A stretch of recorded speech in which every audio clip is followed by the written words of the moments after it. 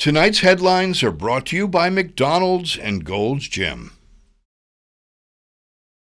Good evening, Commonwealth, and thanks for watching the Channel 2 News. I'm Sakurako Halstead. And I'm Dan Shore. Let's take a look at tonight's top stories. A local man is charged with second-degree murder in a fatal auto pedestrian crash. Also tonight, what stipulations can be included in a deep-sea mining lease agreement? And even with typhoon weather, a pharmaceutical industry is still interested in doing business in the CNMI. In sports, a professional tennis player rooted in the NMI continues to represent on the world stage. Stay with us, these stories and more are next.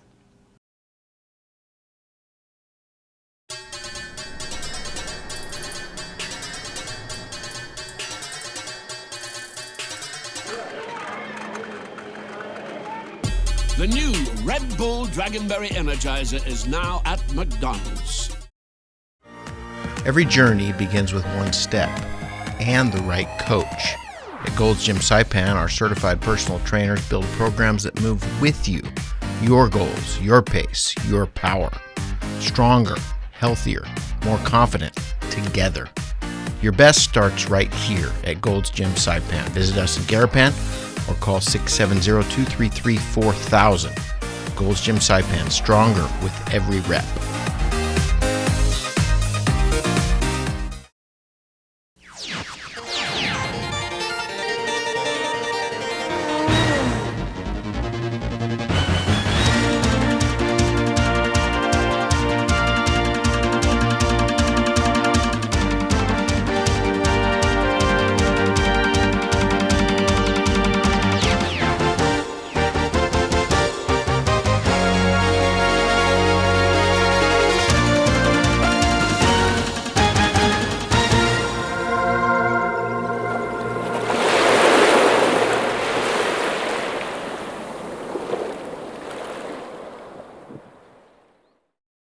Hafaday, Tirawami, and good evening, Commonwealth. You're watching the Channel 2 News on August 24 from our studio on Capitol Hill. Early Saturday morning, a young woman was pronounced dead at CHCC. This morning, in Judge Teresa Kim Tenorio's courtroom, 24-year-old Delvin Rios was officially charged with driving under the influence, assault and battery, second-degree murder, and vehicular homicide. It was Saturday morning at approximately 3:41 a.m. when police dispatch received notice of an auto pedestrian crash along Middle Road by the Commonwealth Healthcare Corporation. Arriving at the scene, the police say they found a 31-year-old woman, identified as Baby Hokog, and a 24-year-old man in the road across from the hospital by the Paradise Hotel. The woman was unresponsive. The man, it is reported, first claimed to be walking with the woman when they were struck by a car. But during the investigation, police say they then located a white Toyota Tacoma crashed into a fence in a grassy area near the Paradise Hotel. Later, the police discovered that the male, Delvin Rios, was the driver of the Tacoma. The woman was transported to CHCC, where she was pronounced deceased at approximately 3:58 a.m. Delvin Rios was arrested for driving under the influence and reckless driving and transported to the Department of Corrections. Later on Sunday, in the court's declaration of probable cause, the police investigators say a concerned citizen produced a video of the incident. But according to Police Commissioner Anthony Macaranas, the investigation is in preliminary stages with much more detail to be determined. Rios, who is currently on probation for a previous DUI conviction, has had his bail set at $100,000. Preliminary hearing is set for August the 31st. Take heed, CNMI. The Department of Finance reports insufficient funds. The Office of the Secretary of the Department of Finance, Tracy Narita, confirms in a statement for immediate release that Funding for the 25% retiree payments will end after August 31. Finance states that additional legislative action is required for resumption of further payments. We will have more on this story in further programs. The CNMI is currently in Step 4 of the federal government's regulatory process on potential deep-sea mining offshore our waters. Governor David Apatang has 60 days to respond to the proposed leasing notice from the Marine Minerals Administration, or MMA. MMA is the reunified agencies of the Bureau of Ocean Energy Management and its enforcement agency, the Bureau of Safety and Environmental Enforcement. Areas on both east and west of the Northern Mariana Islands that are in federal jurisdiction have been identified for potential leasing. As more environmental assessments are being conducted, Chief of Staff Henry Hofschneider and CNMI Bureau of Environmental and Coastal Quality Administration, Floyd Mosca, share what could be included in the stipulations. There's a lot of things that we can say, but at this point, I think, we need to go beyond that as well. And that's what are the protections that the Marine Minerals Administration, now that's the name that was BOEM before. So,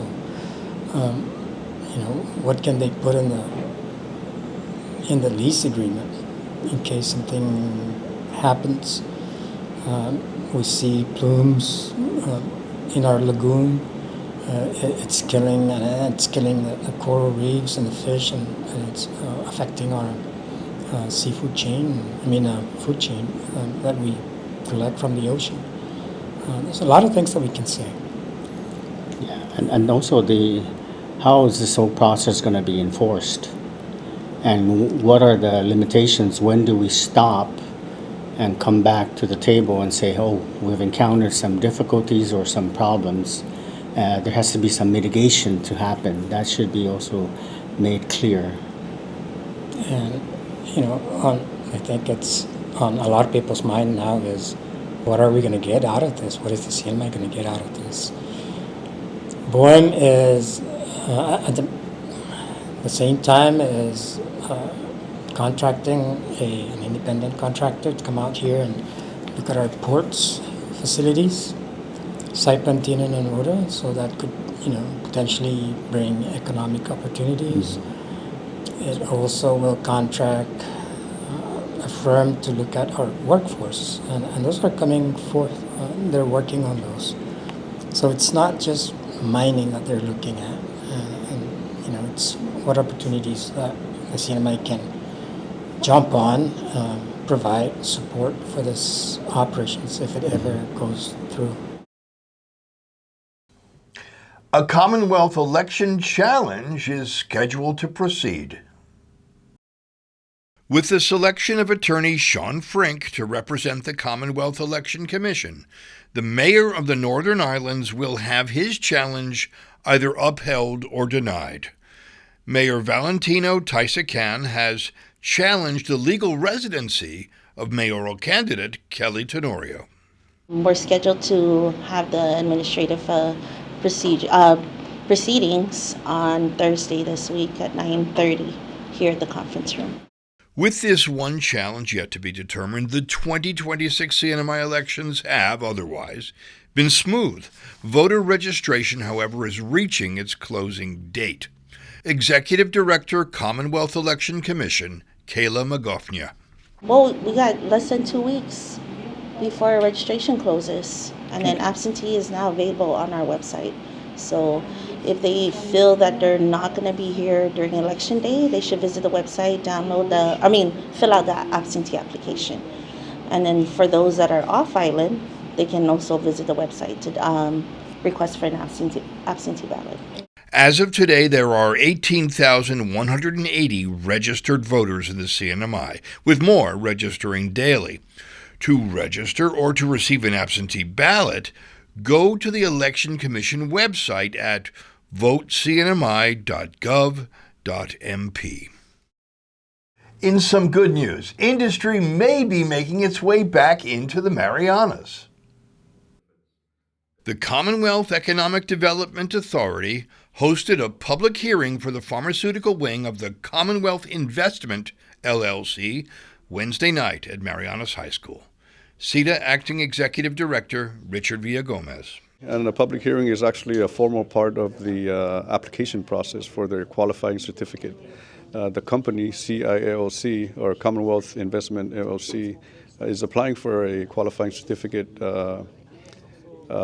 contract. And so that was last night was part of the process for vetting and also transparency to give the public a opportunity to engage, ask questions, and make comments on the proposed project. Representative Marissa Flores expresses both interest and concern. I am not here to turn out the flame or the fire and turn away investment. I want investment to come. The people need the investment to come. The government needs investment to come. But through history, we've learned that this QC, whether managed prior or now, was never very clear about what the QC and how the QC would benefit the people. Right now, we have to search for a lot of QCs who have been granted relief, have not even kept up to their promise. No plan of action when they left the Commonwealth, and no one is responsible. Corporate Representative Devon Pillay from Commonwealth Investments outlines this as an opportunity for economic growth. He says that there will be close to $100 million in investment to initially create a modern, typhoon-proof factory for the production of over-the-counter pharma products to be American-made, yet distributed throughout Asia and the world. This, he says, will create high-paying jobs, local training for young talent, and foster the need for locally sourced satellite businesses like communications, trucking, printing, and catering to evolve. So the next step now, we as we mentioned last night, where the board will take into consideration the comments and the questions and the concerns that were brought up last night from members of the public, and work that into the evaluation process. Following evaluation, CETA will make its recommendation, but final approval rests with the governor.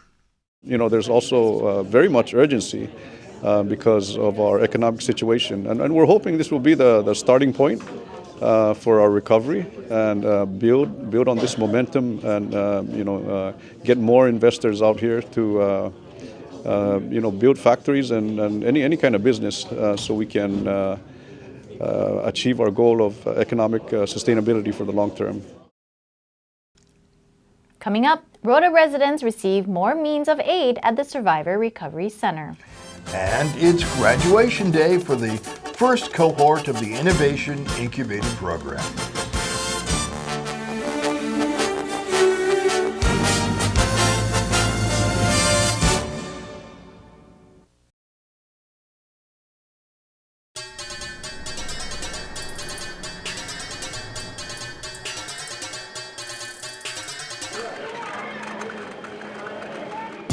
The new Red Bull Dragonberry Energizer is now at McDonald's.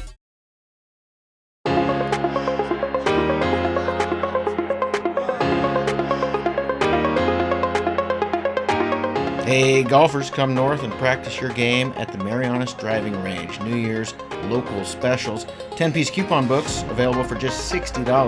That's a $10 savings. Want to get really good? Come work on your swing every day for just $99 per month. It's our practice pass and you're going to love it. Grab your passes and go straight to the range. You can social distance and chip all at the same time, and the views are free. Reserve now at marianastrekking.com. You can pay online, open 7 days a week.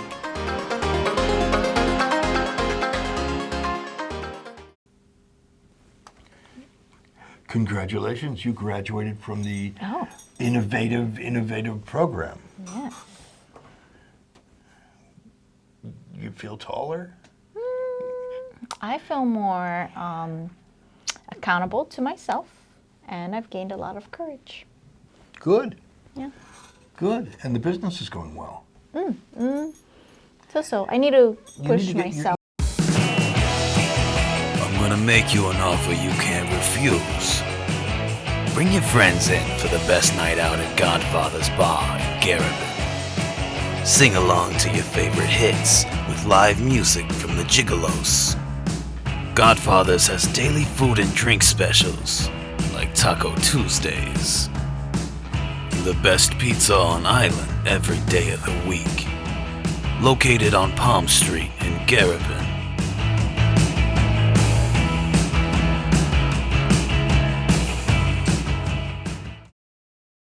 Welcome back. You're watching the Monday night edition of the Channel 2 News. Early last week, the CNMI Supreme Court heard arguments from representatives from the island of Tinian and the CNMI Attorney General's office regarding an online gaming license. Though the Marianas Rai Corporation, the company charged with implementing and managing the operating systems for the Tinian stablecoin, was not involved in legal arguments, they were often mentioned during Supreme Court proceedings. Blaine Grabois of Marianas Rai responds by hosting an information session at Casa Marianas. The question is very simple. Did Tinian exceed its authority when it authorized internet gaming and the issuance of a digital currency? That ultimately was the question that was asked and discussed yesterday. And interestingly, yesterday there was discussion of the law, but then there was also a lot of discussion of implementation. In 2025, after consideration, the CNMI legislature passed a bill authorizing Tinian online gambling. The bill, Tinian Local Law 24-03, was vetoed by then-Governor Arnold Palacios. The legislature responded by overturning the gubernatorial veto with a 2/3 majority vote. In June of 2025, Attorney General Edward Manabusan challenged the constitutionality of the bill. It has been sitting in limbo until now. I have no idea why it took so long. The initial lawsuit was filed 2 weeks, I think, after the minting. So certainly, if they felt that there was enough information to file a lawsuit, seems like there would have been enough information to file a certified question. Ultimately, it took Marianas Rai Corp filing with the court to force a deadline for the Attorney General's office to file. And explain once again the repercussions of a delay like this. Well, the repercussions for our company is we're owner investors. So we've been investing more money here in the Commonwealth, but we've been unable to generate revenue because we agreed to a stipulated injunction. And I would say that the economic impact on the low side, let's say we only attracted one casino that did, as I said earlier, maybe $200 million. That's like $20 million in Tinian gaming tax. And I think it's like whatever 27 cents on the dollar is, I think it's like another 54 cents, 54 million for the Commonwealth. So we're talking about a lot of money that's been missed by everyone in the last year while we still have to continue operating our business. More to come. From lawn care service to a solar company to sausage manufacturing and more, 12 small businesses in the CNMI graduated program despite the devastation of 2 super typhoons. The CNMI Innovation Incubator program concluded its first cohort with a ceremony over the weekend. The inaugural class began in August 2025 with 12 small businesses chosen to be a part of the year-long program. Program manager Charisse Palacios says it's been an honor to be a part of the success of the different small businesses. It's been a journey. We weathered 2 storms, but nonetheless, I've witnessed these innovators persevere, become resilient, have the strength to still push forward no matter the challenges and the setbacks. The program supported the small businesses through mentorship, marketing, and trainings facilitated by members of the business community. Digital Content Marketing Coordinator Duncan Laxa says growth came from both the receivers and providers of the program. It's so inspiring to see where they are right now from when they just arrived at our makerspace. From when we started the program, it's really been great. And I would say we really thank them for their patience, their support while we built this program from scratch. It hasn't been easy.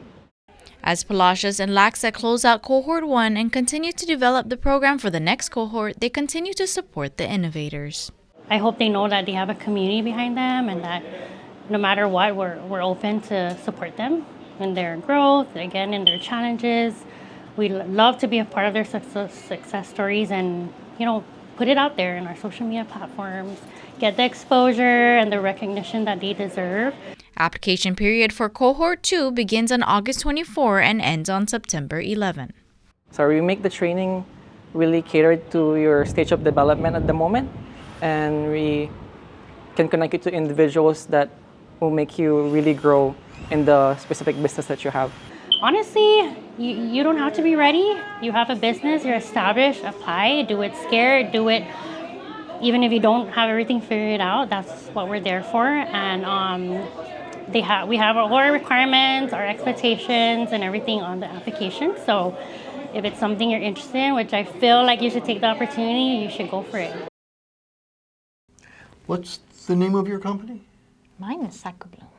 What? Sacco Bloom. Sacco Bloom. Yeah. Oh, did they have free chorizos there? Oh, no, they were sold out.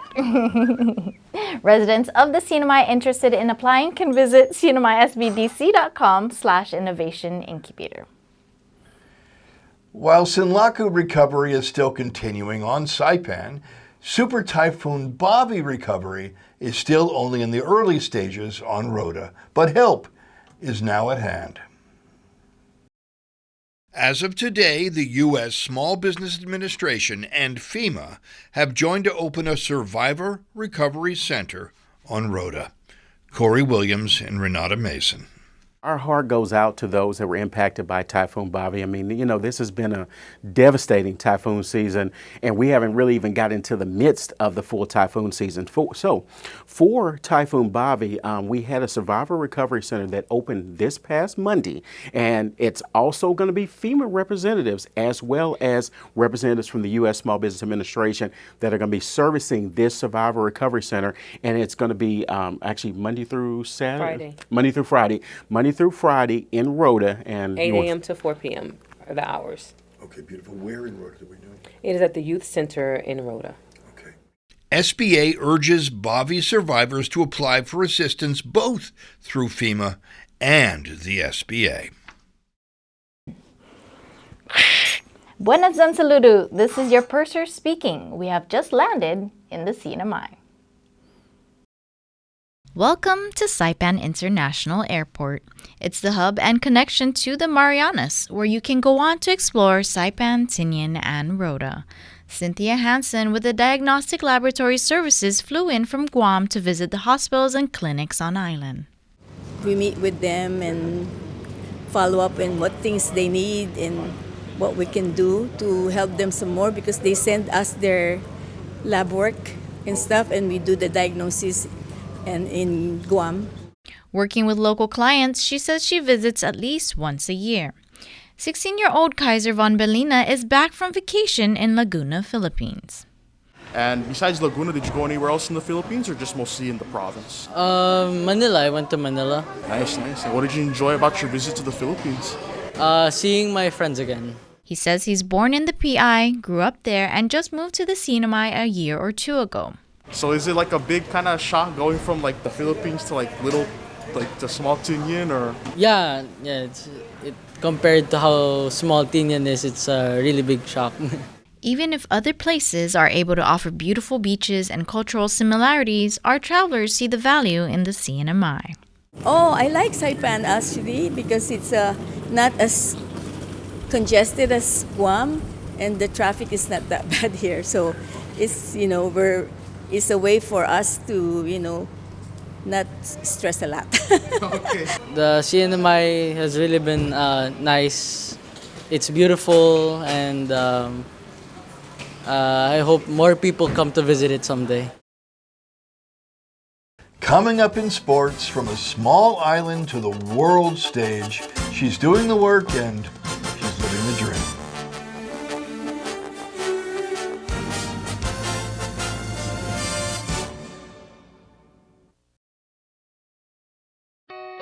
Looking for resources about Marianas history, culture, and more? Well, check out the Northern Marianas Humanities Council's collection. Our extensive video, audio, and photographic library can be found on YouTube, Facebook, and Instagram at 670 Humanities. Or check out the written resources on our website at nmhcouncil.org. And for those who prefer a good book, we also have a selection of local publications for purchase. So, dive in, explore, and share your comments as we navigate the human experience together.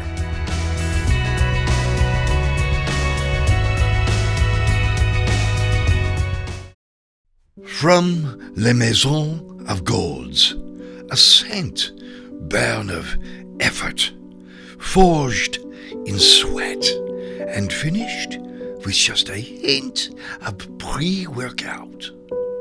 Introducing de Gain by Gold's Gym Saipan. This Christmas, give them something unforgettable. Gold's Gym gift certificates, because confidence never goes out of style. Gold's Gym Saipan. It's not perfume, but it will make you smell like victory.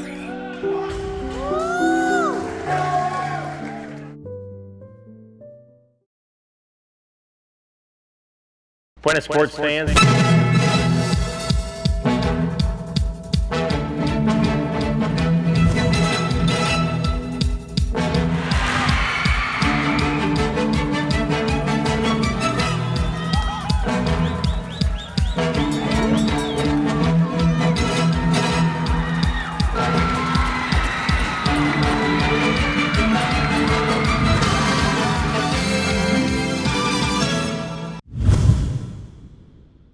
Buenas sports fans! Small island, big heart. NMI tennis phenom continues her pathway of professional play. One of CNMI's very own is set to head into the main draw of the 2026 U.S. Open Tennis Championships. Professional tennis player Carol Young-Seo Lee topped her matches from the Warsaw T-Mobile Polish Open that ran from August 3rd to the 8th. This tournament was special to me because it became the biggest title of my career so far, and it's my first. It was my first WTA title. In the finals, she defeated 29-year-old Gabriela Knudsen from Czech Republic with a final score of 6-4, 7-5. Lee achieved a career-high ranking number 140 in the Women's Tennis Association. She continues to proudly represent the CNMI on the world stage. Saipan is where my tennis journey began, and it will always be my home. Every time I compete internationally, I feel like I am carrying the strong support of my family, friends, the tennis community, and everyone back home with me. And I hope my journey and my stories can inspire young athletes, not just tennis players, but a lot of younger athletes from the NMI to believe that no matter where they came from, they can achieve big dreams and goals and compete at the highest level internationally around the world. Here's the carol. Here's the weather. According to the National Weather Service, we are not going to experience a tropical depression this evening, but we do have a 60% chance of isolated rainfall. Tomorrow, Tuesday, should also present a reasonable probability of at least a natural car wash from the sky, accompanied by only mild breezes and temperatures ranging from 87 in the day to 77 degrees in the evening hours.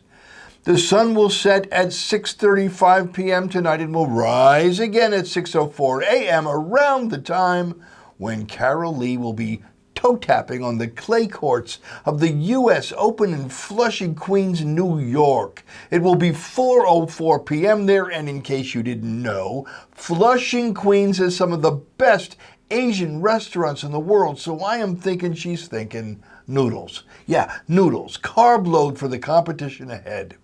Nobody Doesn't Love Carol Lee, and I Will See You in the Water or on the Land. Well, that was your Monday night newscast, CNMI. Thank you for joining us. We'll see you again on Wednesday.